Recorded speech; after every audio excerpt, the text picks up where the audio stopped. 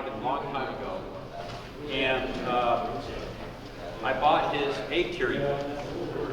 And it's probably one of the best books I've ever bought as far as egg curing goes. There's a recipe in here that uses raspberry jello. Okay? It's probably one of the best cures for eggs, for Chinook eggs or coho eggs I've ever used. Okay? Irregardless of ProCure and his bait sense and Nate's bait and all this other stuff with sodium sulfide in it and whatnot, when you use this egg cure, I'm telling you, man, they just go after them. It's really strange, especially Chinook. They like a lot of sugar. That's what their bait does. So, Tiffany's back there. She's got her books and stuff out there. I'm going to introduce Scott, and he's going to do a presentation on drift fishing for you. So, Scott Haugen. Perfect. Welcome. Thank you. So what I want to talk about today are basically a couple different setups that I use pretty much for bank fishing. Of course, they work out of the boat too. How many of you, again, just to get an idea, are exclusively bank fishing?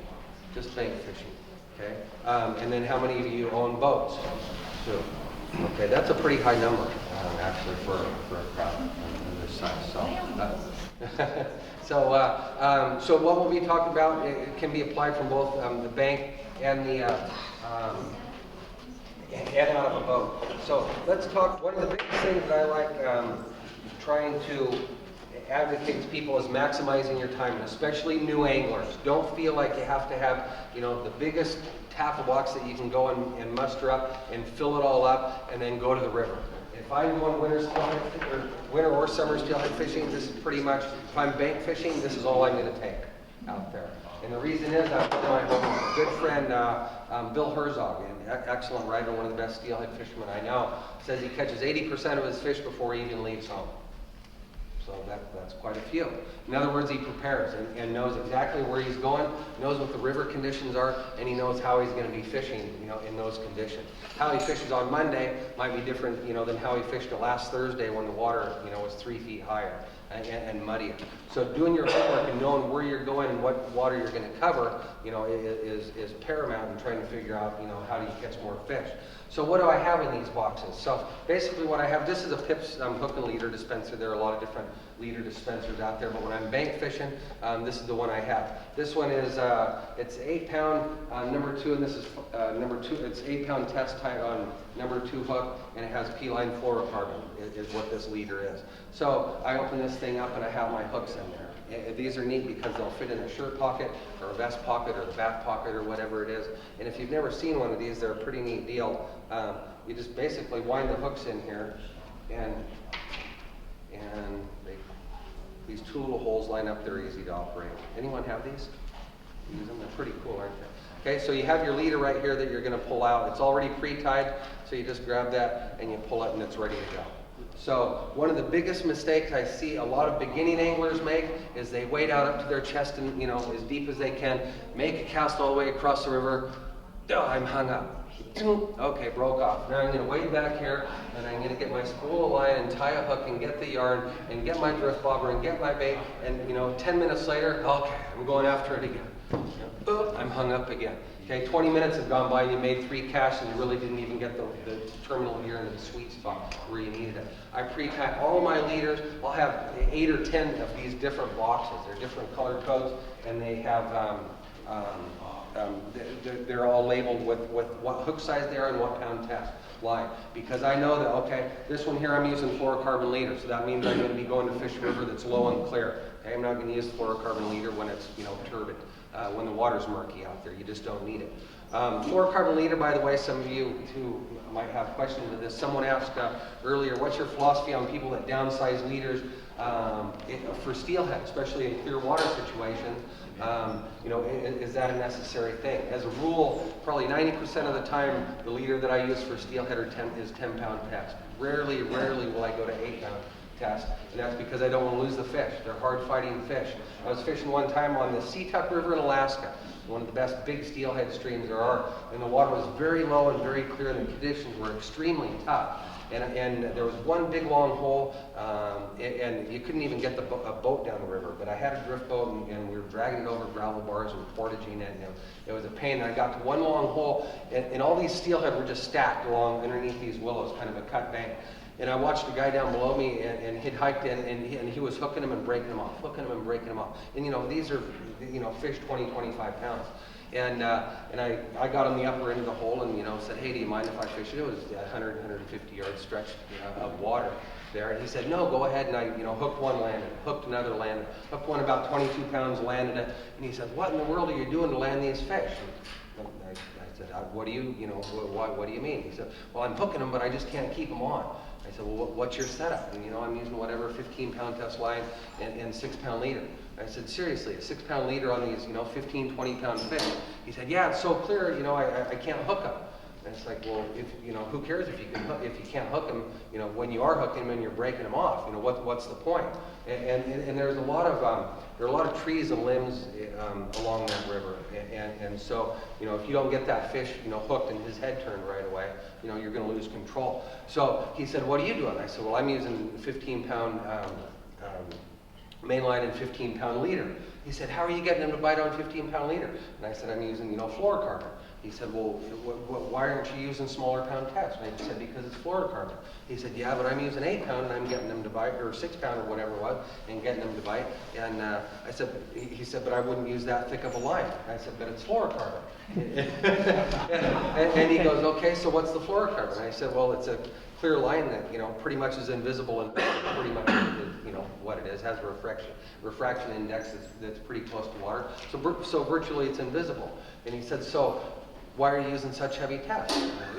And he just did not get it. And I said, well, you don't have to drop down in pound tests. Fluorocarbon is so you can go up in pound tests, so that you can fish very clear water, that, leader shy fish or fish that might be spooked, and you can handle them. It's like, huh. Okay, so I gave him some leader, and he started catching fish. So, so that's why I'll label these things, and I have leaders, set for every type of situation that I'll be in, and be ready to go. With you when you're going to the stream, so you usually carry one. Yep. So it depends on the conditions here. So this would be for a small coastal stream, where I'm fishing, where it might be really. Really clear, really small. I don't have to worry about boulders, things like that. On a typical one, I'll probably take a size, and it depends. I don't know if there is a typical one. If I know I'm fishing down on the Umpqua, some of the bigger rivers, some of the bigger water, like right now, I can tell you I'm going to take a 2-aught hook and probably 12-pound test leader. If it's some of the coastal streams right now, it'll probably be on a 1-aught hook, and probably with a 10-pound leader. Some of the coastal streams are pretty clear right now, and might be for a little while. So those are probably my two most typical. One of the things, and I'll talk about drift bobber size, make sure you just, whatever hook size you're using, you have the drift bobbers to match. You don't want to cover the bite of the hook with the drift bobber, and I'll talk about that in a second. Okay, so again, I won't carry all 10 of these in my pocket, but if it's something where I'm on a river where I might be covering a lot of water, or if it's a winter steelhead stream and I go to it and they blow out really fast and they recover really fast. So I might be going to fish one winter steelhead stream and it's not quite the level that I thought it was going to be, so I might be moving to another one. And a lot of them are very close. So if I'm going on a road trip, I'll take basically a whole tackle box full of stuff, but then when I'm going out on the water, this is it. And the reason is, again, I can just stick it in my pocket. Okay, and then I'll take my bait boxes, and I'll just strap them around, and the bait boxes have more than just bait in them. And the purpose of the bait boxes, again, is to have everything that I'll need. So I have everything on my person right here. So when I wade out in the river, up to my waist or whatever, boom, break off, now I have everything. I can grab my hooks, I can retie, and this side here, and I've had it the same ever since I was a kid. My grandpa showed me, my dad showed me. In the box on the side here, I'll have a hook file, one of the most important tools, and a pair of pliers. I'll have those things readily accessible right there. I have also in there my drift bobbers that I might be using. So different sizes, corkies, spin glows, whatever it is in there, whatever type of drift bobbers it is you want to use. And I'll just put them in baggies so that they don't get marked up in here. Because also in here, I have all my lead that I'm going to be using. Pencil sinkers, what I use 99% of the time for winter steelhead. Then I also have some other things in here. Well, it sounds like Christmas. I have some various things for the different fishing techniques I'm going to use.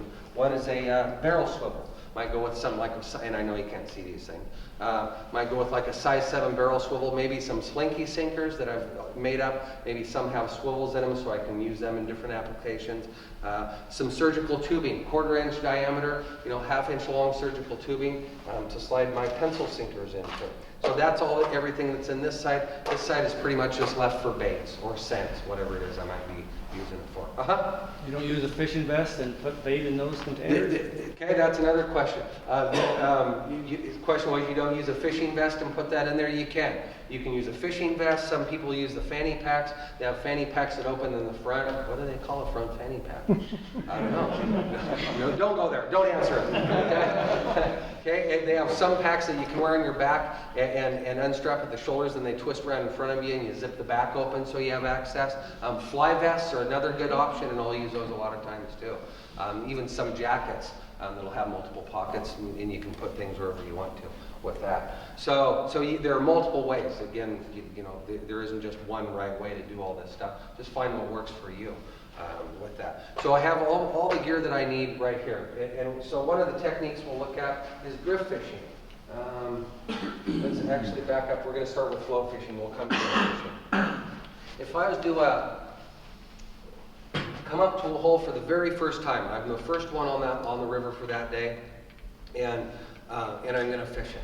Okay, what's my number one approach that I'm going to use? Well, if you're a bank angler, you have a couple different scenarios that could play out. You could be the first one on the water, and but within 15 minutes there's going to be people up and down the bank, so you're spending your time right in this one spot. So your goal is to wait for fish to come to you if they're not already there, and cover as much water as you systematically can, offering as many different presentations as you can to try to get those fish to bite. So for me, the least obtrusive way to get a fish to bite, in other words, the best way to get in there and not disturb the water, is with the bobber and jig. And the first time I fished with a bobber and jig, I thought, this is a fad that's going to come and go. And that was about 14 years ago now, I guess. Holy cow, maybe even longer than that. Time's going fast. And I fished for a whole season for summer steelhead and thought, this is just ridiculous. There's no way people are catching this many fish. And I was just struggling. It was terrible. So I got to thinking, okay, what can we do differently, or what can I do differently? So I changed some things. So this is what I've come down to.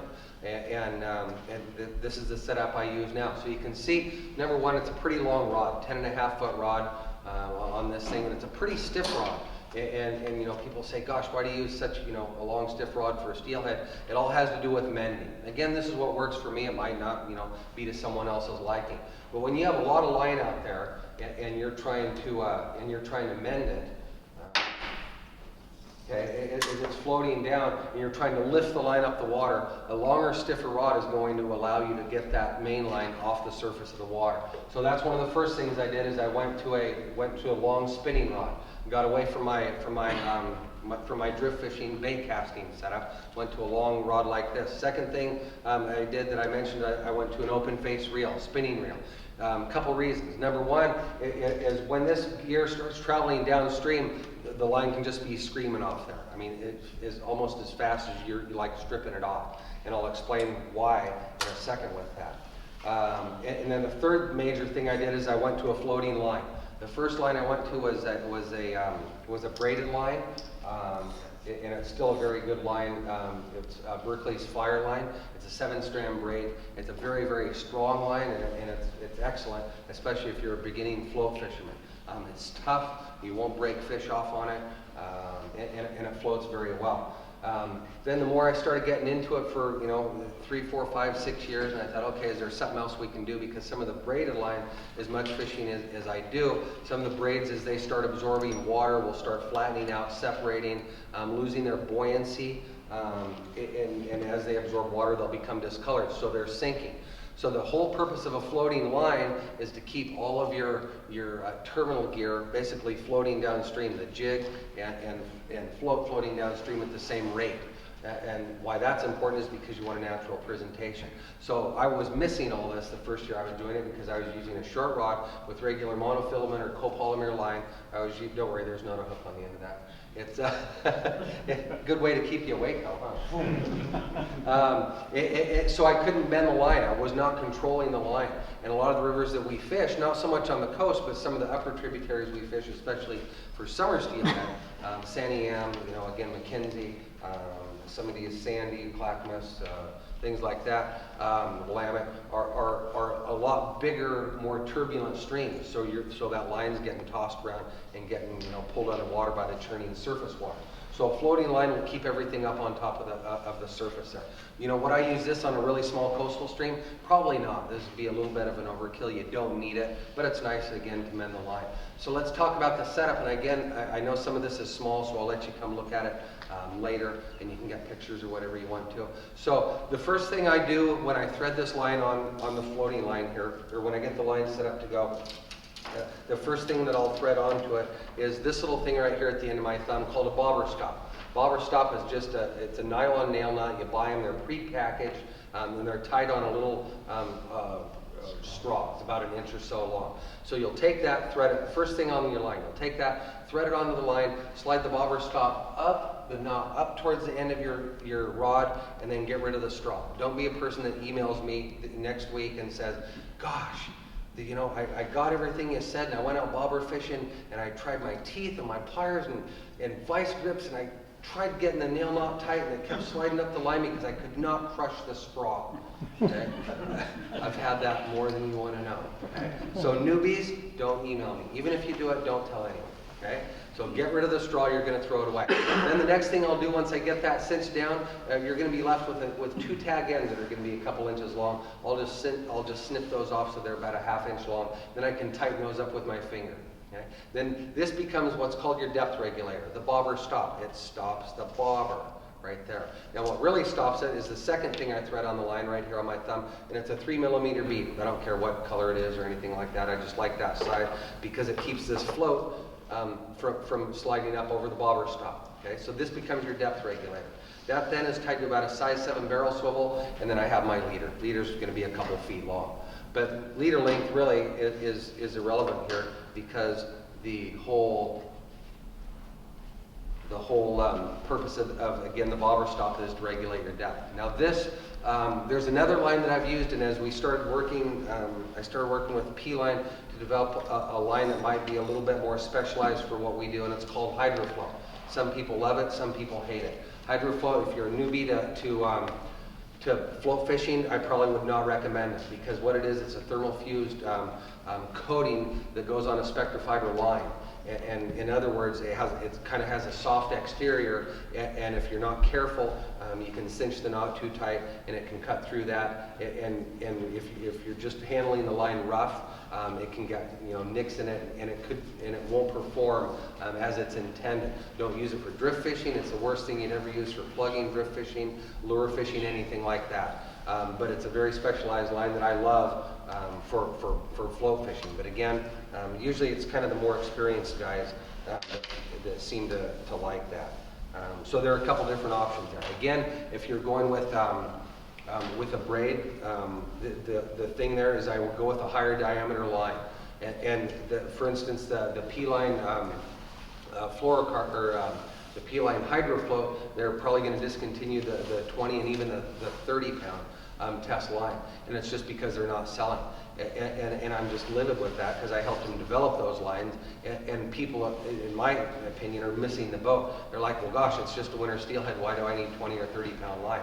And it has nothing to do with the breaking point of the line. It has everything to do with the larger diameter 20 and 30 pound line, adding more surface tension so it floats better, so that you can control that, when it's on the water. So when that happened, I got my hands on as much 30 pound line. I'm pretty much set for life with it now.